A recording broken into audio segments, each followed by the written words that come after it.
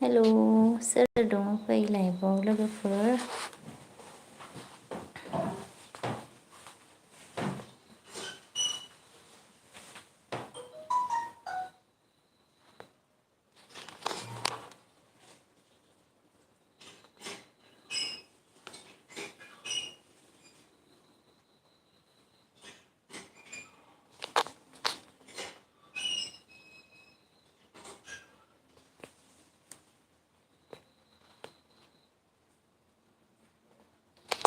वन minute थांबाय रावबो गैया नामा लाइभआव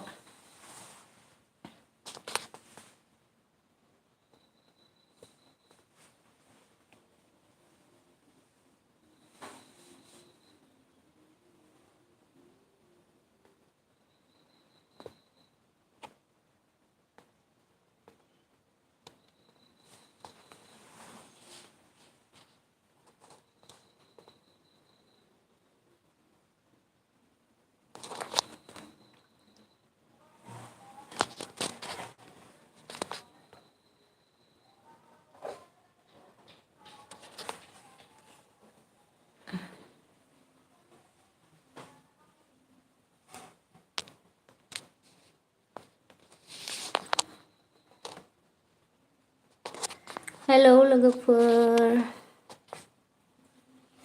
दिनै दसे रायलायनो सानदोंमोन आरोना लाइभआव नोंथांमोना माथो रावबोआनो गैया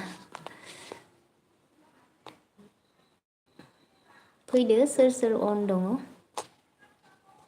दसे रायलायनोसै दिनै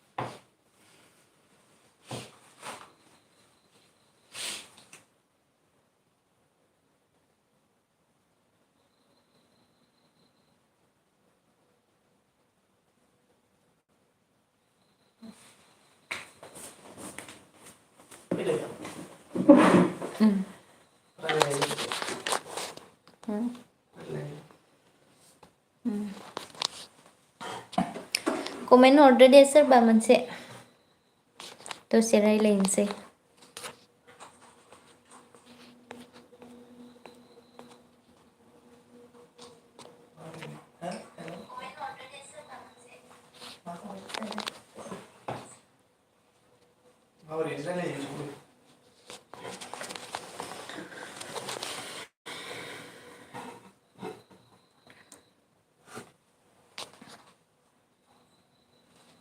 रावबो गैथारा नामा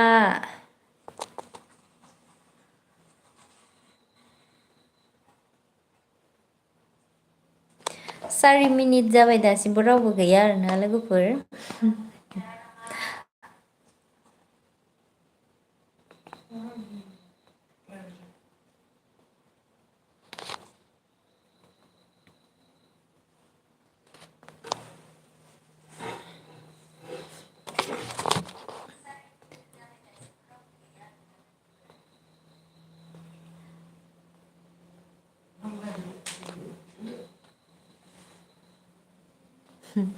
दासो मोनसे कमेन्ट फैदों लिना बर' आब'आ मोजाङैनो दं आब'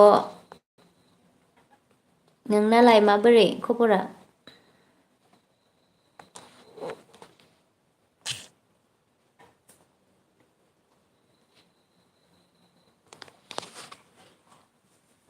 ओंखाम जाखांबाय नामा आब'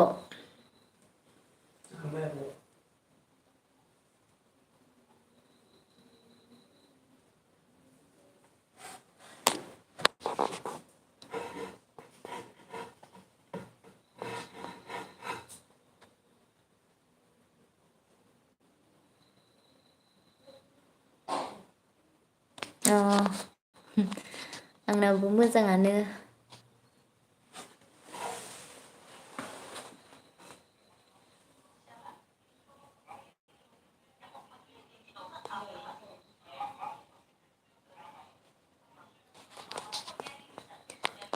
मा ओंख्रि जाखो आब'?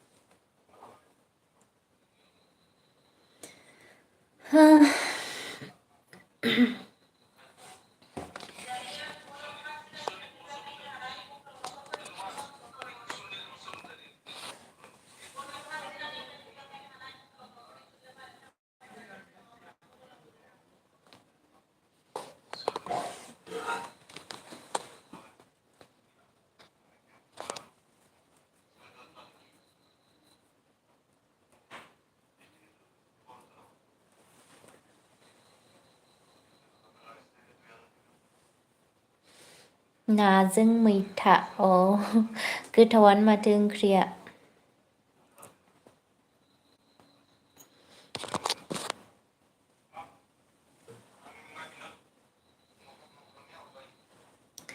रावबो अन गैथारा खोमालै लोगोफोरा आंना सासेबो गैया माथो लाइफआव कानेक्टआनो जायाखै। दिनै फार्स्ट टाइम लाइभ फैदों आङो।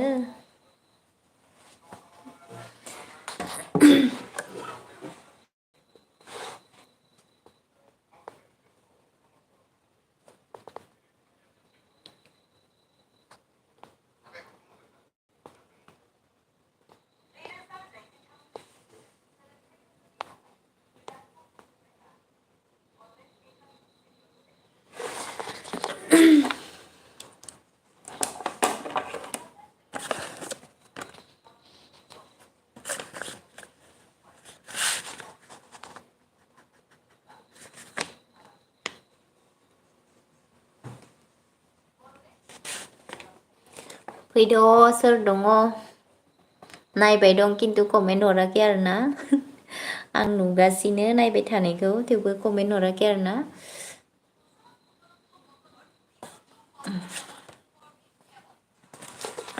कमेन्ट हरदो दे जायखिजाया मोनसे।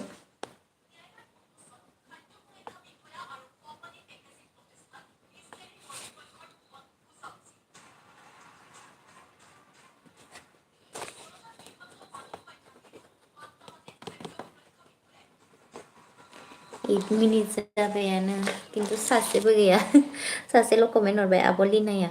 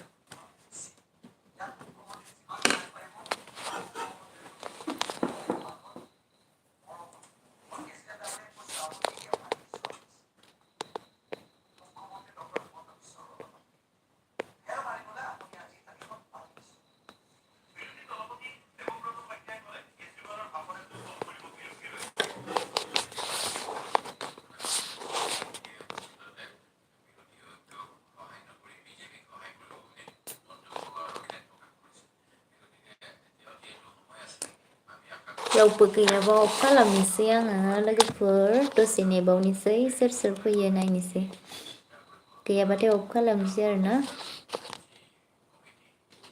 उन्दुजोब्बाय खोमा लोगोफोरा आंना।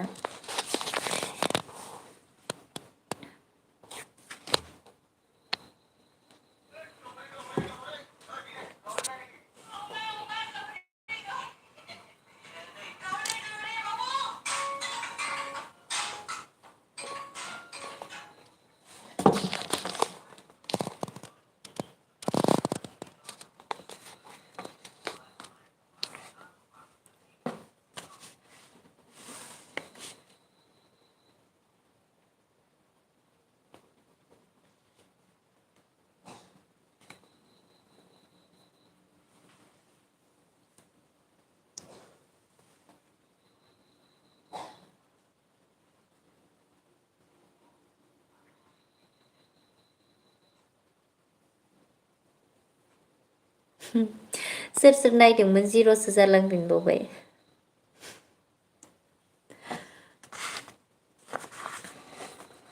जेबो नङा दे ना, दिनैसो फार्स्ट टाइम फैदों नालाय एसे टाइम नांखागोन लाइभ चाट खालामनो थाखाय।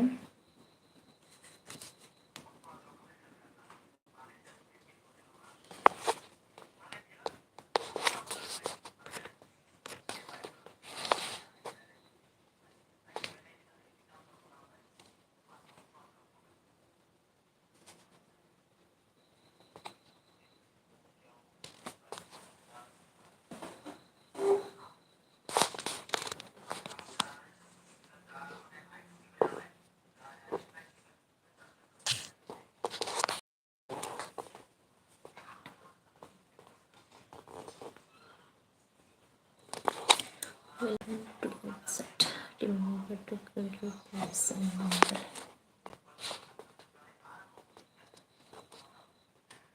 12 minutes. ओरैनो टाइम पास खालामगासिनो आरोना आङो हारसिंनो।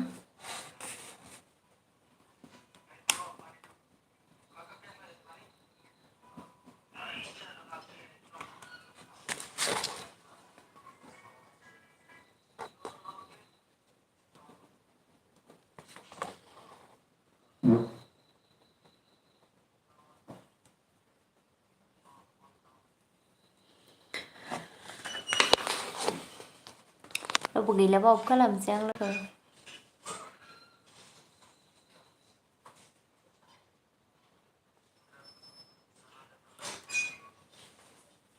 फार्स्टआवनो इदिनो जाखायो आरोना।